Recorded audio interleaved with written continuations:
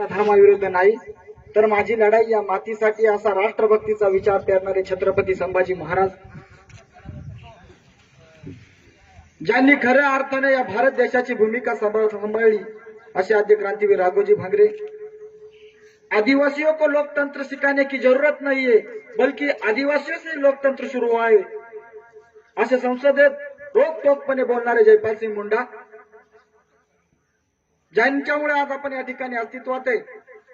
ज्यांनी जल जंगल जमीन वाचवली अशी धरती आबा बिरसा मुंडा, राया ठाकर, जिनके लिए भारत की हर रेल 15 मिनट रुकती है, वो रॉबिनहुड तंट्या मामा। चंद्र तारे जर आपलं भविष्य ठरवत असतील तर आपल्या या मनगटाचा काय उपयोग, असा परिवर्तनवादी विचार सांगणारे महात्मा फुले, ज्यांनी 17 धर्माच्या पगडीत, ज्या 17 धर्माची पगडी आहे ती एका संविधानाच्या पुस्तकामध्ये बांधून टाकली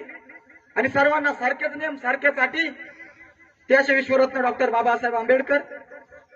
प्रथमतः सर्व महाक्रांतीवीरांच्या चरणी मी नतमस्तक होऊन त्यांना विनम्र अभिवादन करतो। या ठिकाणी कार्यक्रमाचे प्रमुख अध्यक्ष म्हणता येतील समाजाचा भूषण माननीय श्री गिरवाळ साहेब व गिरवाळ साहेबांचं नाव घेतलं म्हणजे सगळ्यांचंच नाव घेतलं, माझा बाकीच्यांचा परिचय नाही, पण आमदार साहेब सर्वांना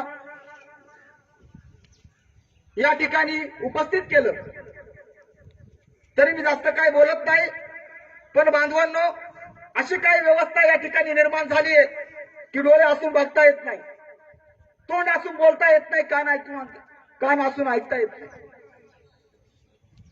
या ठिकाणी मी सगळ्यांना सांगू इच्छितो की आपला रक्तरंजित इतिहास हा समाजापुढे आला पाहिजे। कारण संत रविदास म्हणतात,